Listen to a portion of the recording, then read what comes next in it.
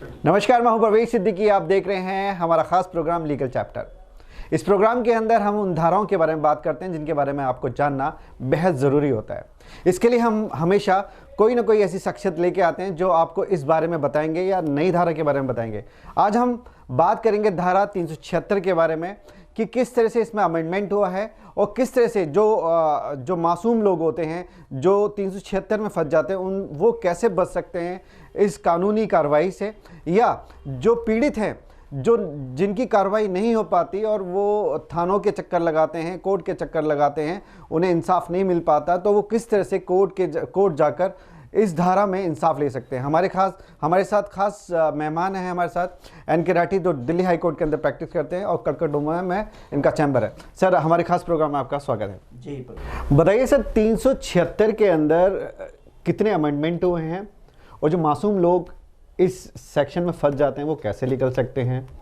परवेज जी, सबसे पहले तो आपका बहुत धन्यवाद कि आप समय समय पर लीगल चैप्टर में ऐसे हम जैसे साथियों को बुलाकर पब्लिक का एक तरह से पब्लिक अवेयरनेस है। जी जी। आप बहुत सारे मासूम आदमियों को फंसाने से बचा रहे हैं और बहुत के लिए जस्टिस का काम कर रहे हैं।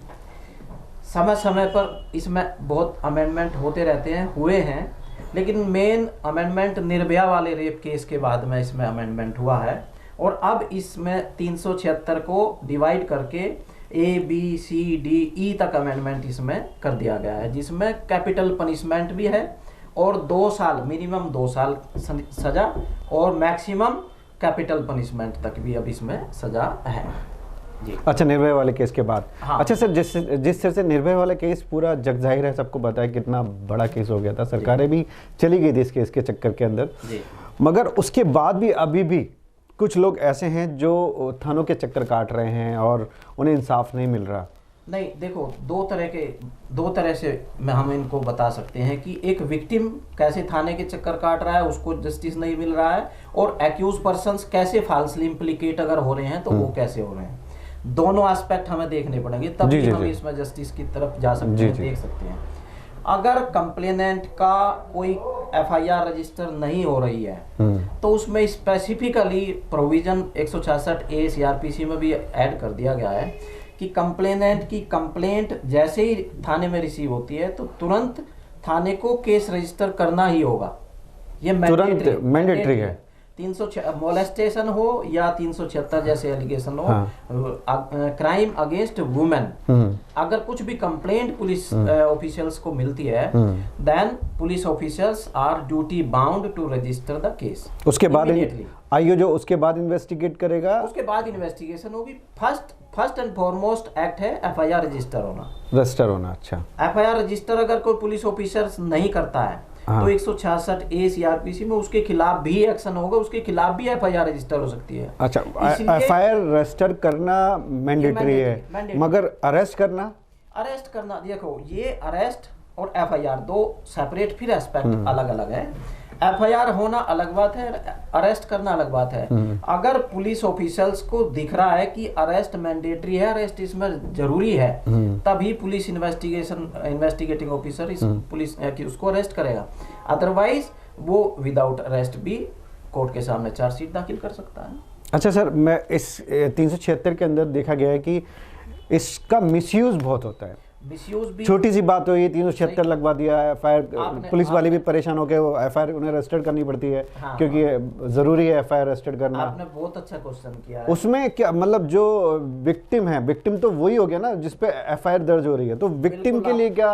बिल्कुल आप सही कह रहे हैं, मैं बता देता हूँ। देखो, बहुत पहले 498 जो दहेज वाला एक्ट था, उसमें बहुत स्ट्रिक्ट एक्शन था। अच्छा, पहले रजिस्टर होता था, और यहाँ तक कि जो रिलेटिव है, डिस्टेंट रिलेटिव है, वे भी 498 दहेज वाले केस में जेल चले जाते थे। हाँ। लेकिन जब उसका मिसयूज इतना होने लगा कि हर छोटी कंप्लेंट और हर छोटा झगड़ा, हाँ, और वो 498 में FIR रजिस्टर होती है, अच्छा, और जेल चले जाते थे, तो उसका मिसयूज होते जुडिशियल ऑफिसर्स भी ऑब्जर्व करते हैं और समाज भी पर भी इम्पैक्ट पड़ता है। उसी हिसाब से अब हम इस जो 376 वाला जो सेक्शन है, इसमें भी हम देखो, हमें 25 साल हो गए हैं जी, तो हमारे सामने भी महसूस होता है कि भाई 376 के भी फॉल्स एलिगेशन और फॉल्स केस भी क्योंकि केस तो रजिस्टर हो ही जाना है। कंप्लेंट अगर महिला एक लेकर जाती है तो मैंडेटरी है, पुलिस एफआईआर रजिस्टर करेगी। लेकिन जिसके खिलाफ केस ऐसा फाल्स, स्पेसिफिकली अगर फाल्स केस रजिस्टर होता है तो उसके परिवार के लिए भी दुविधा, उसके लिए ऐसा धब्बा लगेगा, सही बात है, फ्यूचर उसका खराब हो जाएगा, फ्यूचर भी बर्बाद होगा। अभी एक केस हमने नंदनगरी, मैं आपको जिक्र करना चाहूंगा। जी जी जी। नंदनगरी थाने में एक केस रजिस्टर हुआ, 376 का रजिस्टर हुआ और 2013 से 2013 में वो एफआईआर रजिस्टर हुई और 2021 में वो केस फाइनल डिस्पोजल हुआ। अच्छा। और 2021 में जज साहब ने ये पाया कि वो टोटली फॉल्स केस था जो 2013 में महिला ने रजिस्टर करा था, 2 सगे भाइयों के खिलाफ रजिस्टर करा था।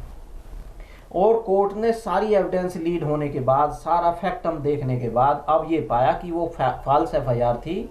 और कोर्ट ने अपने जजमेंट में स्पेसिफिकली लिखा कि वो कंप्लेनेंट के खिलाफ, पुलिस को डायरेक्शन दी कि कंप्लेनेंट के खिलाफ एक्शन लो, केस रजिस्टर करो, और अगर उसने कोई कंपनसेशन लिया हुआ है, अच्छा, विक्टिम कंपनसेशन एक्ट 376 में और पोक्सो में सारा आजकल कंपनसेशन भी लेडी को मिलता है, लेडी कंप्लेनेंट को मिलता है। अगर वो विक्टिम ने कंपनसेशन लिया हुआ है तो वो भी उससे रिकवर किया जाए, क्योंकि वो झूठा केस था। अच्छा जी, ये किस कोर्ट का मतलब जजमेंट है? ये करकटडूमा से ही सेशन जज साहब का अच्छा फैसला है, फैसला था 2021 में। तो इस ट्रायल को हमने शुरुआत से 2013 से 2021 तक मैंने खुद डील किया है। अच्छा। और अभी ये फैसला है। अच्छा, जो जैसे कि ये फर्जी जो विक्टिम बनी हुई थी लेडीज, तो उस पे फिर एफआईआर दर्ज हुई, उसके खिलाफ केस रजिस्टर होगा। अच्छा। और कानून देखो, कानून हमारा इतना ढीला नहीं है। एफआईआर रजिस्टर हो जाना एक बात है और उसको कन्विक्शन तक और ट्रायल अल्टीमेटली रिजल्ट तक पहुंचाना अलग बात है। क्योंकि एफआईआर रजिस्टर हो गई थी और ट्रायल केस झूठा पाया, इसलिए उसके खिलाफ भी जितनी सजा उस एक्यूज्ड को हो सकती थी उतनी ही सजा उस कंप्लेनेंट को भी हो सकती है। उतनी ही साल की होगी सजा उस कंप्लेनेंट को भी हो सकती है। हमारा कानून कमजोर नहीं है। देखा, ये बड़ी सोचने वाली बात है। जो लोग कानून को अपना हथियार समझ के मिसयूज करते हैं, उनके लिए बहुत ज़रूरी बात है, ध्यान रखें कि अगर आपकी कंप्लेंट फर्जी पाई गई 376 के अंदर, तो आपको भी उतनी ही सजा होगी जितनी विक्टिम की होने, जितनी एक्यूज की होने वाली थी। ठीक है ना, इस बात को ध्यान रखिएगा, क्योंकि इस केस में जिस तरह का जजमेंट जज साहब ने दिया है उससे लोगों को इंसाफ मिलेगा और एक न्याय पे लोगों पर विश्वास भी जगेगा। क्योंकि सर, सबसे बड़ी बात है कि इस केस में हमेशा देखा जाता था, लोग अपने आप को पीड़ित बताते थे कि हम पे फेक केस लगा दिया है और हम इसमें बेवजह फंसे हैं। और देखो, केस कोई भी हो, उसको एक आम आदमी फेक नहीं बता सकता और कोई आईओ उसको झूठा नहीं बता सकता। उसका फेयर ट्रायल हो, इन्वेस्टिगेशन के बाद कोर्ट में चार्जशीट आ गई और जज साहब ने उसको ट्रायल किया। एविडेंस जितने भी विटनेस थे सबको एविडेंस सबकी रिकॉर्ड हुई और डॉक्यूमेंट अगर कुछ थे तो डॉक्यूमेंट भी सब ऑब्जर्व किए गए। उसके बाद सभी फैक्ट को ध्यान रखते हुए जजमेंट आई। तभी तो पता चलता है कि ये केस झूठा हुआ, अदरवाइज दोनों कहेंगे कि मेरा केस सच्चा है। अच्छा सर, जैसे कि हमारे बहुत सारे व्यूवर्स जो हैं उसमें स्टूडेंट भी हैं लॉ के, क्योंकि हमारे पास जिस तरह से मेल आए हैं, जिस तरह से कमेंट्स आए हैं, उन्होंने कहा है कि हम स्टूडेंट हैं और हम नए नए सेक्शन के बारे में जानना चाहते हैं। तो मैं दोबारा से बताना चाहता हूँ उन स्टूडेंट को जो इस प्रोग्राम को देख रहे हैं, 376 के बारे में आज आपको इतनी ज़्यादा डिटेल में नॉलेज मिलने वाली है। और आप को अगर आपने ये वीडियो देखा है और आप देखोगे ये वीडियो, तो आप 376 में एक तरह का मास्टर भी कर सकते हो। हमारे साथ मैं दोबारा से इंट्रोड्यूस करा दूं, एनके राठी साहब हैं, जो कि हाई कोर्ट के अंदर प्रैक्टिस करते हैं और करकटडूमा के अंदर इनका चैम्बर है। एनके राठी साहब, मुझे ये बताइए, स्टूडेंट के लिए 376 में कितना अमेंडमेंट हुआ है दोबारा से, और ये उस अमेंडमेंट में कितने कितने सेक्शंस लगेंगे, कितने कितने साल की सजा है, और किस तरह से पूरा डिटेल में बताइए। जो मैं बता देता हूँ। देखो परवेश भाई, 376 में अभी 376 ए से लेके 376 ई तक इसको बाइफरकेट कर दिया गया है। अच्छा, पूरा डिटेल इसमें एक एक एक्ट वो सारा बता दिया गया है।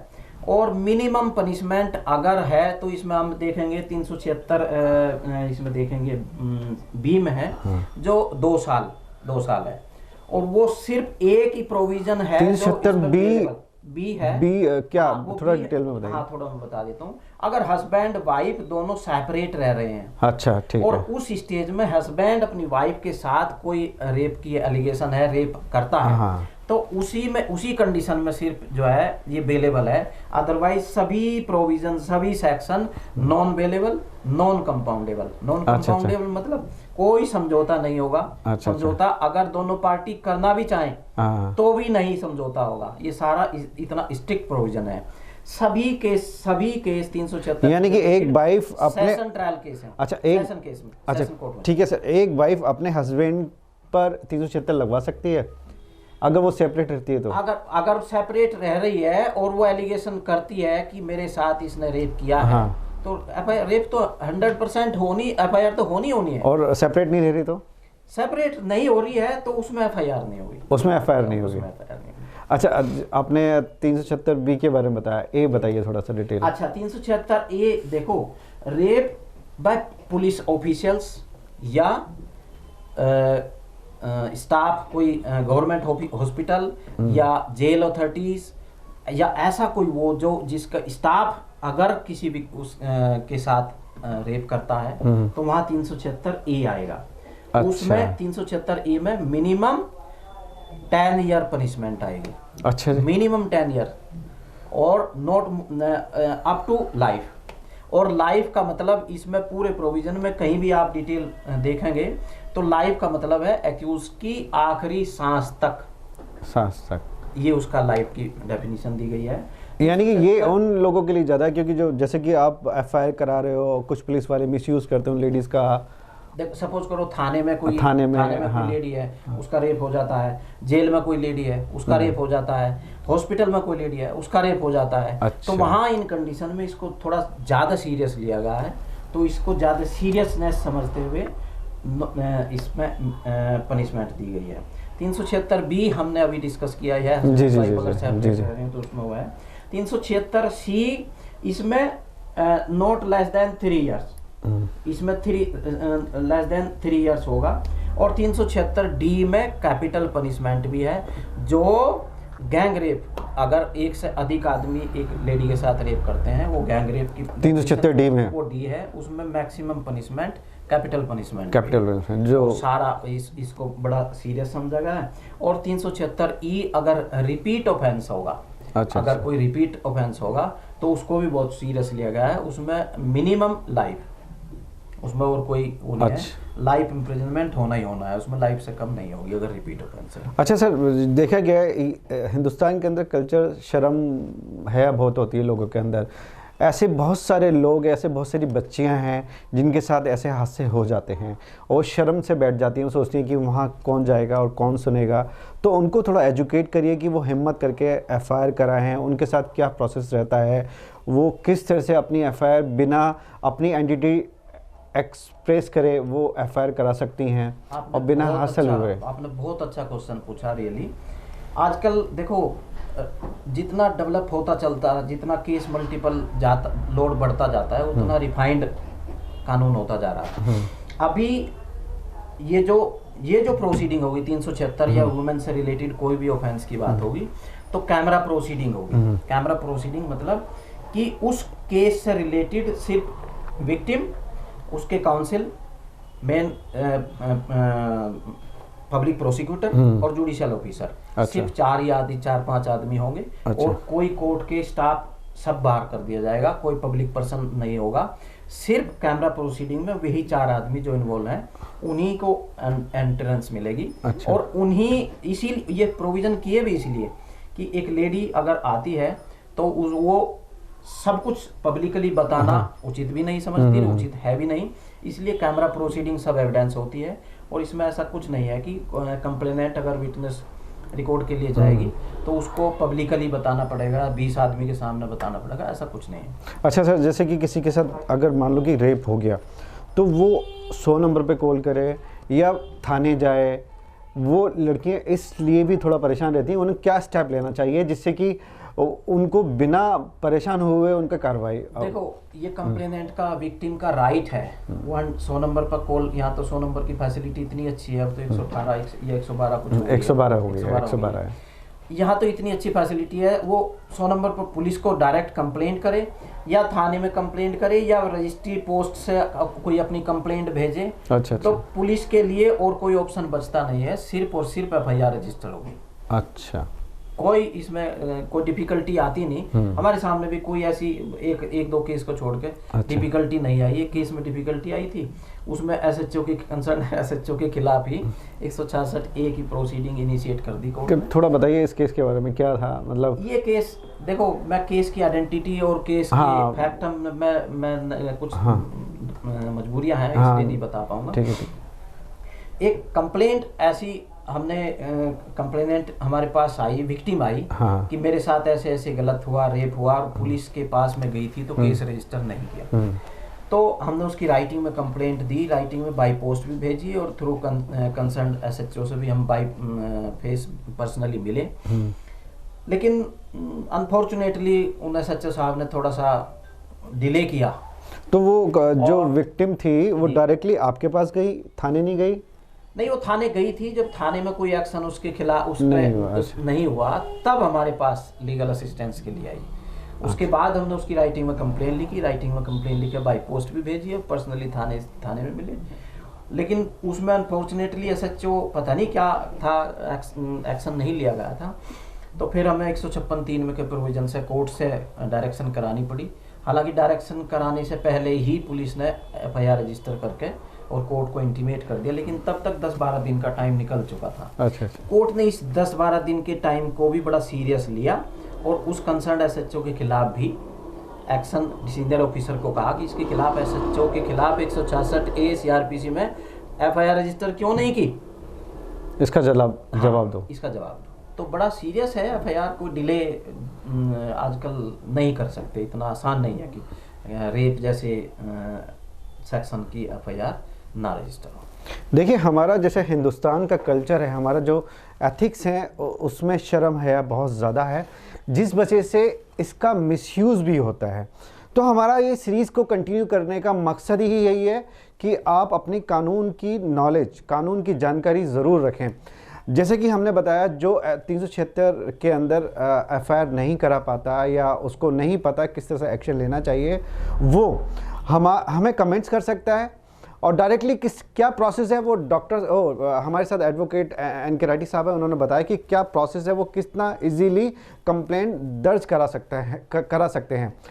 तो आप अगर किसी सेक्शन के बारे में या किसी एक्ट के बारे में जानना चाहते हैं और आप पीड़ित हैं, आपको इंसाफ नहीं मिल रहा, तो आप हमें कमेंट्स कर सकते हैं और नीचे दिए नंबर जो NK रेड्डी साहब का है, आप उस पर कॉल भी कर सकते हैं। इनके असिस्टेंट मिलेंगे, उनसे आप बात भी कर सकते हैं, उनसे राय भी ले सकते हैं अपने केस के बारे में। लेकिन हमारी सीरीज़ का मकसद सिर्फ ये है कि पूरे देश को कानून के बारे में नॉलेज हो, अपने अधिकार के बारे में नॉलेज हो, और जिन बारे में नहीं पता उसके बारे में आप हमें कमेंट करें, मेल करें, हम उसका ज़रूर आपको रिप्लाई देंगे। ये थे NK रेड्डी साहब, जिन्होंने बताया 376 के बारे में, एक्यूज़ की क्या क्या राइट्स हैं और विक्टिम के क्या क्या राइट्स हैं। अधिक जानकारी के लिए हमारे साथ बने रहिए ऐसे ही खास प्रोग्राम के लिए। अगर आपको किसी सेक्शन के बारे में या किसी एक्ट के बारे में जानना है तो हमें कमेंट्स कर सकते हैं। नमस्कार।